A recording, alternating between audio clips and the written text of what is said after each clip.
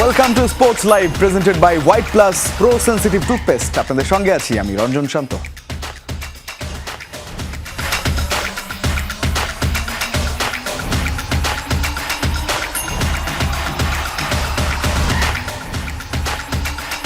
বিপিএলে payment issue নিয়ে বিতর্ক থামছেই না। টুর্নামেন্ট শেষ হওয়ার 2 মাস পেরিয়ে গেলেও এখনো পারিশ্রমিক পায়নি ঢাকা ক্যাপিটালসের ক্রিকেটাররা।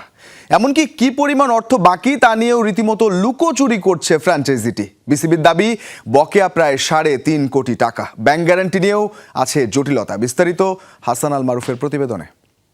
18 lakh টাকা selling Irfan Shakur to Dhaka, sir.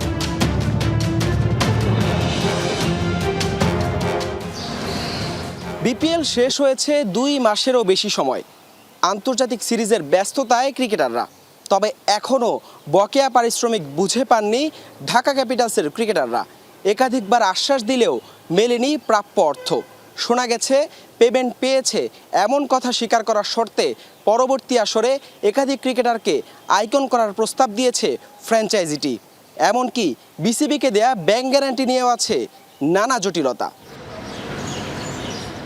জানা গেছে এখন পর্যন্ত ঢাকা ক্যাপিটালসের বকেয়া আছে 3,60,00,000 টাকা, যার মধ্যে দেশি ক্রিকেটার ও ম্যানেজমেন্টের প্রায় 2.5 কোটি ও বিদেশিদের বকেয়া আছে প্রায় 1,10,00,000 টাকা। তবে পুরো অঙ্কই মিথ্যা দাবি করছেন দলটির স্বত্বাধিকারী মিজানুর রহমান। তার মতে বেশিরভাগ অর্থ পরিশোধের পর ক্রিকেটারদের বকেয়া আছে 1 কোটি টাকা। সেই টাকা কবে দেবেন এমন প্রশ্নে তার সোজাসাপটা উত্তর, বিসিবি থেকে বিপিএল এর লভ্যাংশ পেলে তবেই পরিশোধ করবেন প্লেয়ারদের বাকি পারিশ্রমিক। পেমেন্ট তো আমাদের সব হয়ে গেছে, কি 75%, 80%, 90% সবার হয়ে গেছে। আমাদের এখন 1 কোটি টাকা আমাদের বাকি আছে। ঈদের আগে আমরা সবই করে দিচ্ছি, পরিষ্কার করে দিচ্ছি। বিসিবি যেটা ডকুমেন্টস পাঠাইছে, হ্যাঁ 3.5 কোটি টাকা ক্রিকেটার আমরা কিনছি। আরো অনেক ক্রিকেটার আমরা 100 শেষ করছি। ব্যাংক গ্যারান্টি কেমনে ভাঙবে? আমাদের কাছে তো ওই পরিমাণ টাকা পাইতে হবে। রেস্ট অফ যেটা ওটা বিসিবি তো রেভিনিউ শেয়ারিং করবে না, এটা শেয়ারিং তো করবে। এটা 1 কোটি হোক 2 কোটি হোক, সে তারা রেভিনিউ শেয়ারিং করবে না।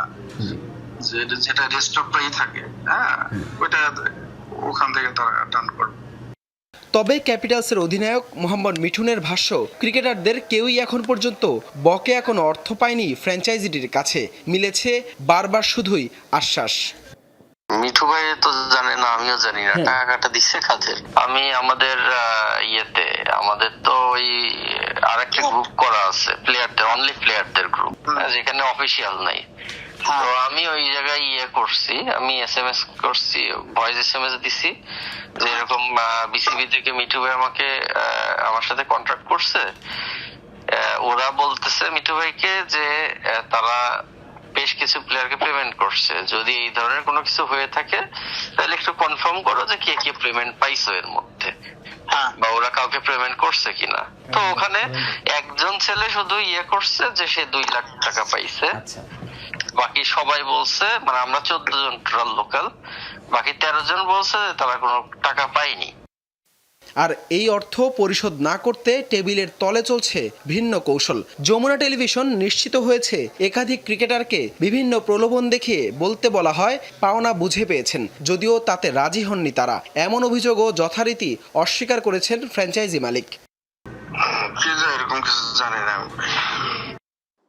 ঘটনার শেষ এখানেই নয়। চ্যাম্পিয়ন স্পোর্টস প্রতিষ্ঠানের নামে আগের বছরের মতো এবারও দল নেয় ঢাকা ক্যাপিটালস। সেই মালিকানার অংশ হিসেবে ছিল আরিফ বিল্ডার্স ও রিমার খারলানো। দল পেতে বিসিবির দেয়া শর্ত অনুযায়ী 2 প্রতিষ্ঠান থেকে মোট 5 কোটি টাকা ব্যাংক গ্যারান্টি নেয় ফ্র্যাঞ্চাইজিটি, যার মধ্যে মিউচুয়াল ট্রাস্ট ব্যাংকে রিমার খারলানের নামে 3 কোটি আর মিজানুর রহমান ওয়ান ব্যাংকের মাধ্যমে ব্যাংক গ্যারান্টি দেখিয়েছেন 2 কোটি টাকা। বকেয়া পরিশোধের জন্য আরও 1 মাস সময় চেয়ে বিপিএল গভর্নিং কাউন্সিলে বার্তা দিয়েছেন মিজানুর রহমান। কিন্তু জানা গেছে মিউচুয়াল ট্রাস্ট ব্যাংকে রাখা ব্যাংক গ্যারান্টির সময় আছে মাত্র 15 এপ্রিল পর্যন্ত। এরপর টাকা ওঠানোর সুযোগ পাবে না খোদ বিসিবিও। তবে সেই ব্যাংক গ্যারান্টি নিয়েও চলছে ছলচাতুরি। বিসিবি সূত্রে জানা গেছে শর্তহীন ব্যাংক গ্যারান্টি ভাঙতে নেই কোনো জটিলতা। রোববার উল্লেখিত 2 ব্যাংকেই চিঠি পাঠাবে ক্রিকেট বোর্ড। দ্রুতই সেই টাকা উঠাতে নেওয়া হবে সব পদক্ষেপ। প্রশ্ন হচ্ছে, ক্রিকেটারদের পাওনা নিশ্চিত করতেই যে ব্যাংক গ্যারান্টি নেয়া, সেটা ভাঙাতে কেন এত বিলম্ব? শস্যের ভেতর ভূত নেই তো? হাসান আল মারুফ, যমুনা স্পোর্টস, ঢাকা। বছরের পর বছর বদলায়, গভর্নিং কাউন্সিল বদলায়, বিপিএল এর দল বদলায়, মালিকানা বদলায়, তবে একটা জিনিস বিপিএল এর থেকেই যায়, সেটা হচ্ছে কন্ট্রোভার্সি এবং এই যে পেমেন্ট জটিলতা ক্রিকেটারদের, সেটা নিয়ে লম্বা সময় ধরে চলতে থাকে। এত কিছুর মাঝেও স্বপ্ন দেখে ক্রিকেটাররা এবং সংশ্লিষ্টরা যে পরের বিপিএলটা হয়তো অনেক কিছু মুক্ত হবে, একটা পরিষ্কার বিপিএল। তবে এত কিছুর মাঝে আর্চারিতে ভালো খবর আছে। এশিয়া কাপ আর্চারির খবর দিয়ে জানাতে চাই, পুরুষ কম্পাউন্ড বিভাগে ভিয়েতনামকে হারিয়ে স্বর্ণ জিতেছে বাংলাদেশ। ফাইনালে ভিয়েতনামকে 231-225 স্কোরের ব্যবধানে হারিয়ে এই কৃতিত্ব অর্জন করেন হিমু বাছার, ঐশ্বর্য রহমান ও নেওয়াজ আহমেদের কম্পাউন্ড দল। এর আগে মালয়েশিয়াকে হারিয়ে সেমিফাইনালে ওঠে বাংলাদেশ। এরপর ফাইনালে ওঠার লড়াইয়ে ভুটানকে হারায় 232-228 স্কোরের ব্যবধানে। বাংলাদেশ পুরুষ কম্পাউন্ড দলের গড় স্কোর 9.62। থাইল্যান্ডে অনুষ্ঠিত এশিয়া কাপ আর্চারিতে এবার বাংলাদেশ থেকে অংশ নিয়েছেন 10 আর্চার। ভালো করেনি রিকার্ভ পুরুষ ও কম্পাউন্ড নারী দল। কম্পাউন্ড নারী দল সেমিফাইনালে ওঠার লড়াইয়ে হেরেছে থাইল্যান্ডের কাছে। 230 স্কোর করে থাইল্যান্ড পদকের লড়াইয়ে পৌঁছে যায়। বাংলাদেশ করে 229। রিকার্ভ পুরুষ দলও আলো ছড়িয়ে আটকে যায় কোয়ার্টার ফাইনালে। এখানে সবথেকে ইম্পর্টেন্ট ছিল আমাদের টিম বন্ডিং। আমরা তিনজনে খেলেছি, আমাদের মধ্যে প্র্যাকটিস থেকে শুরু করে এবং অন্যান্য যে ম্যাচগুলো আমরা খেলেছি, আমাদের মধ্যে বন্ডিংটা খুব ভালো ছিল এবং আমরা প্রত্যেককে ডিরেকশন দিয়েছি, যার যেটা প্রয়োজন সেটা অনুযায়ী আমরা কথা বলেছি, সমস্যা শেয়ার করেছি এবং যাদের সমস্যা সেগুলো আমরা নিজেরা সলভ করার চেষ্টা করেছি। এবং এছাড়াও আমরা যে প্র্যাকটিসের সময় সর্বোচ্চ স্কোর করার চেষ্টা করেছি। বিশেষ করে একজন আর্চার 8টা করেছি, মানে আমরা চেষ্টা করেছি আমরা 8টাকে 80 মারার চেষ্টা করি। আবারও ক্রিকেট। ঈদের ছুটি শেষে নিউজিল্যান্ড ও পাকিস্তান সিরিজকে সামনে রেখে কন্ডিশনিং ক্যাম্প শুরু করেছে বাংলাদেশ দল। মিরপুরের প্রথম দিন কাজ হয়েছে ফিল্ডিং ও ফিটনেস নিয়ে। জেমস প্যামেন্টের অধীনে নিজেদের ঝালিয়ে নিয়েছেন লিটন, মেহেদী, আফিফ সোহানরা। ছিলেন হেড কোচ ফিল সিমন্সও। 4 এপ্রিল শুরু হবে স্কিল ক্যাম্প। সিরিজ শুরুর আগে প্রস্তুতি ম্যাচ খেলার পরিকল্পনা আছে টাইগারদের। ঈদের ছুটি শেষ, নীরবতা ভেঙেছে হোম অফ ক্রিকেট। সাদা বলের সিরিজ খেলতে এপ্রিলে আসবে নিউজিল্যান্ড, এরপর পাকিস্তান আসবে টেস্ট খেলতে। 6 ক্রিকেটার খেলতে গেছেন পিএসএল। বাকিদের হাতে যথেষ্ট সময় আছে নিজেদের প্রস্তুত করার। সেই সুযোগটাই কাজে লাগাতে শিষ্যদের নিয়ে মিরপুরে tiger head coach Phil Simmons. Football নিয়ে হালকা ওয়ার্ম আপ, এরপরই লিটন, মেহেদী, শামীম, সাইফ, আফিফ সোহানদের দৌড় করানোর জন্য হাজির fielding and conditioning coach James Pamment. সবশেষ পাকিস্তান সিরিজে ছিলেন ছুটিতে। ক্যাম্পের প্রথম দিনেই পুরনো সেই সিরিয়াস রূপে ফিরলেন প্যামেন্ট। রান বাঁচানো, ডিরেক্ট থ্রোতে রান আউট কিংবা ব্যাকআপ ফিল্ডিং, স্কিলটা শানিত করার কোনো বিকল্প নেই। সেই কাজটাই শতভাগ করার চেষ্টা করলেন প্যামেন্ট। সঙ্গী হন সিমন্সও। কাজ হয়েছে লং ক্যাচ ও লং ফিল্ডিং নিয়েও। জোর বেঁধে লিটন, সোহানদেরও আলাদা পরখ করেছেন এই টাস্ক মাস্টার। অনুশীলনের দ্বিতীয় ভাগে হয়েছে শুধুই রানিং। সপ্তাহখানেক এভাবেই চলবে ফিটনেস ও ফিল্ডিংয়ের কাজ। 4 এপ্রিল শুরু হবে লাল ও সাদা বলের ক্রিকেটারদের ব্যাট বলের অনুশীলন। 10 অথবা 11 এপ্রিল থেকে শুরু নিউজিল্যান্ড সিরিজের জন্য চূড়ান্ত অনুশীলন। সিরিজ শুরুর আগে প্রস্তুতি ম্যাচ খেলার পরিকল্পনাও আছে টাইগারদের। কোচিং স্টাফের বেশিরভাগ সদস্য এখনও আছেন ছুটিতে, তবে স্কিল ক্যাম্পের শুরুতে পাওয়া যাবে সবাইকে। তার আগেই ঘরের মাঠে টানা 2 ওয়ানডে সিরিজ জয়ের ধারাবাহিকতা ধরে রাখতে নিজেদের আরও আত্মবিশ্বাসী করার মিশনে বাংলাদেশ। রঞ্জন শান্ত, যমুনা স্পোর্টস, ঢাকা। ফুটবলের খবরে যাওয়া যাক। এশিয়ান কাপ বাছাইয়ের শেষ ম্যাচের সামনে বাংলাদেশ। ভিয়েতনাম মিশন শেষ করে জামাল ভুঁইয়ারা এখন সিঙ্গাপুরে। লক্ষ্য একটাই, জয় দিয়ে র্যাঙ্কিং উন্নতি। প্রথম লেগে হারের শোধ নিতে পারবেন কি হামজা সুমিত্রা, নাকি কেবলই নিয়ম রক্ষার ম্যাচে পরিণত হবে এই সফর? উত্তরটা মিলবে 31 মার্চ। ভিয়েতনামের রাজধানী হ্যানয় থেকে উড়ে আসা ক্লান্তি এখনও চোখে মুখে। ম্যাচ হারের ধকল আর লম্বা জার্নি শেষে শুক্রবার সিঙ্গাপুর পা রাখে বাংলাদেশ। ভিয়েতনামের বিপক্ষে হারের ক্ষত এখনও টাটকা। এর মাঝেই আবার সিঙ্গাপুর মিশন। ক্লান্তির ছাপ থাকলেও চোখে মুখে ফুটে উঠছে শেষটা রাঙানোর প্রত্যয়। যেখানে প্রেরণা হতে পারে ঘরের মাঠে এই সিঙ্গাপুরের বিপক্ষে ম্যাচ। শেষ পর্যন্ত 2-1 গোলে হারলেও প্রাপ্তি ছিল অনেক। সেই ক্ষতের প্রতিশোধ নেয়ার চ্যালেঞ্জ এবার ওদের মাঠে। স্বাগতিকরা এর মধ্যে এশিয়া কাপের টিকিট নিশ্চিত করলেও লাল সবুজ দলটার সামনে চ্যালেঞ্জ দেশের ফুটবলটাকে আরও এক ধাপ এগিয়ে নেয়ার। ভিয়েতনামের বিপক্ষে এলোমেলো ফুটবলে হারতে হয়েছে ৩-০-তে।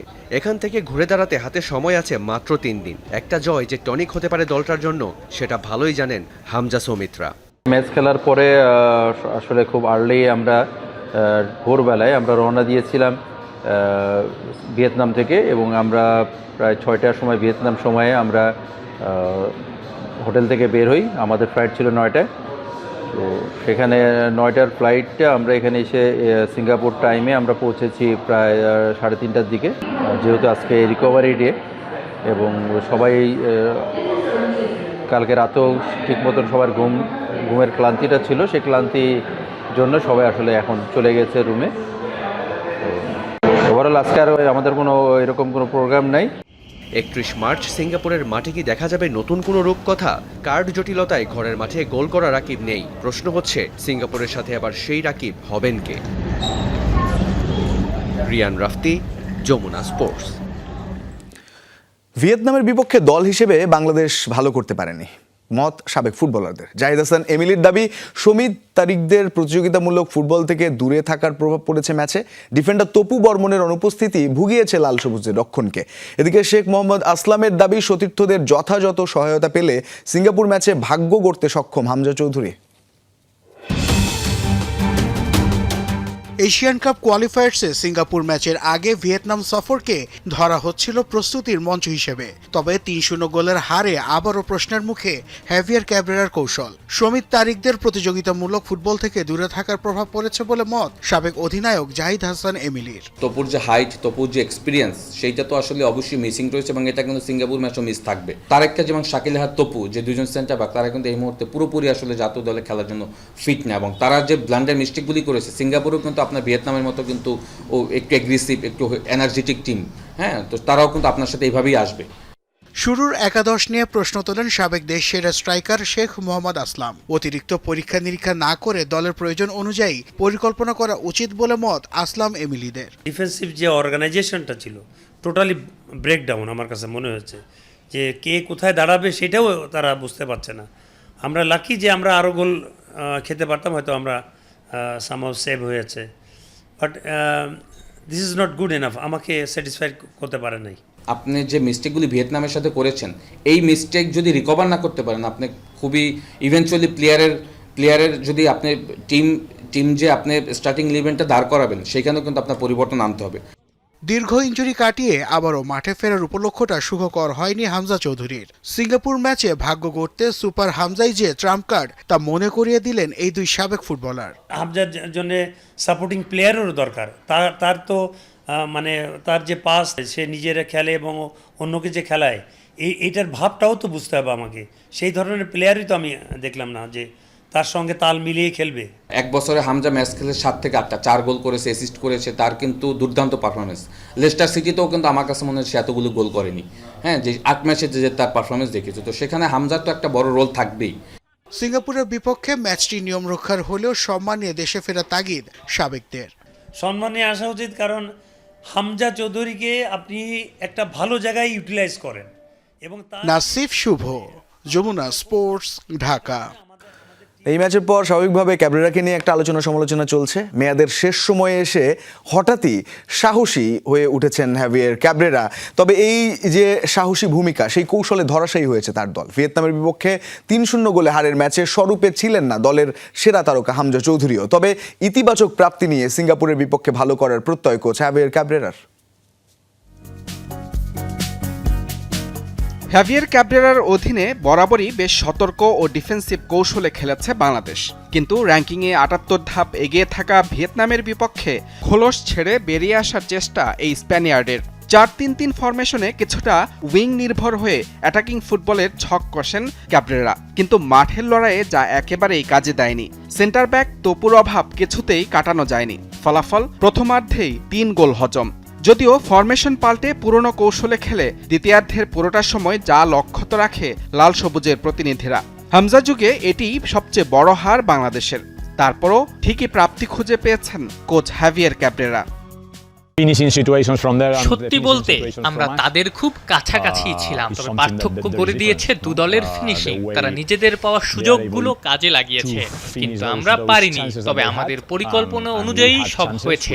High press, goal kick, defensive block এবং বিল্ড আপের ক্ষেত্রে আমরা সামনে এগোনোর পথ খুঁজে পেয়েছি। হামজা আসার পর জয় পরাজয় ছাপিয়ে আলোচনায় দলের লড়াকু মানসিকতা, সেটির অভাবও বেশ স্পষ্ট ছিল ভিয়েতনামের বিপক্ষে। বিশেষ করে ইনজুরি কাটিয়ে ফেরা হামজাকে দেখা যায়নি স্বরূপে। সমিত, ফাহমিদুলরাও ছিলেন না সেরা ছন্দে।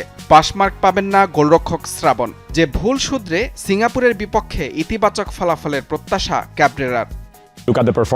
খুবই ইতিবাচক লড়াই ছিল।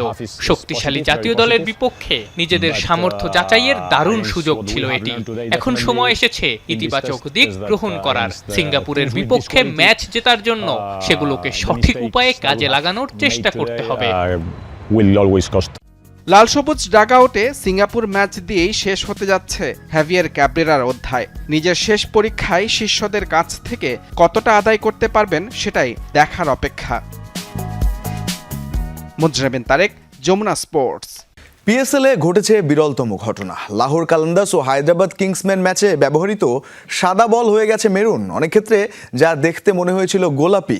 কালান্দার্স ইনিংসের 15তম ওভার শেষে বলও পরিবর্তন করতে হয়। হায়দ্রাবাদ অধিনায়ক মার্নাস লাবুশেনের দাবি জার্সি থেকেই রং ছড়াতে পারে। কালান্দার্সের হারিস রউফের মতে রং বদলাতে পারে গ্যালারির চেয়ারে লেগেও। গত আসরে তিনজন বাংলাদেশি ছিলেন চ্যাম্পিয়ন লাহোর কালান্দার্সের ডাগআউটে। এবার একজন কমে সংখ্যাটা 2। 8 বছর পর কালান্দার্স শিবিরে ফেরা মুস্তাফিজুর রহমানের সঙ্গে আছেন প্রথমবারের মতো ফ্র্যাঞ্চাইজি ক্রিকেট অ্যারেনায় পা রাখা পারভেজ হোসেন ইমন।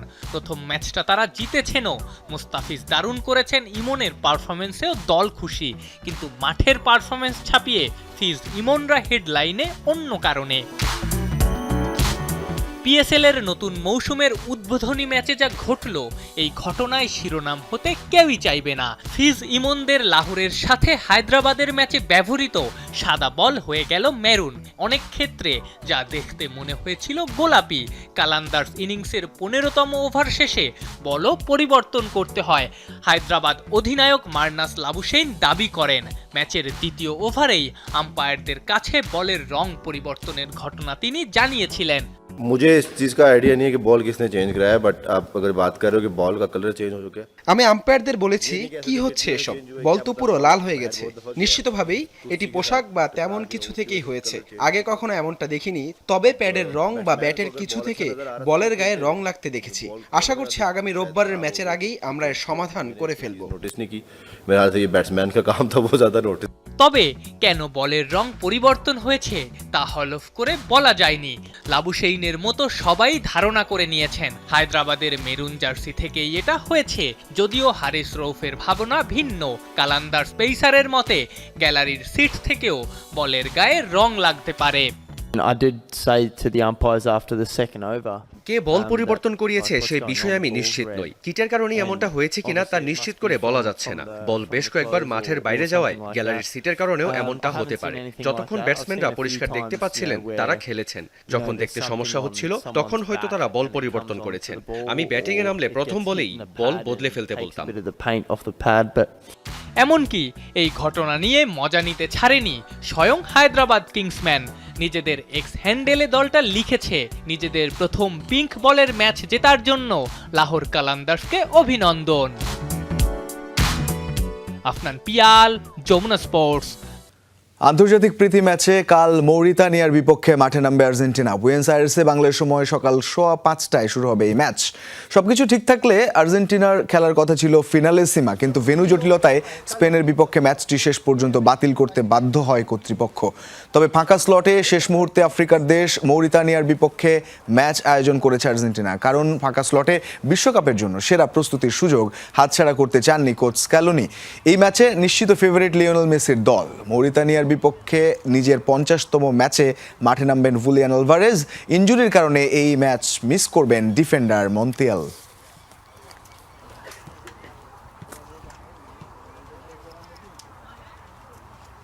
এই ছিল আজকের স্পোর্টস লাইভ। এতক্ষণ সঙ্গে থাকার জন্য ধন্যবাদ সবাইকে।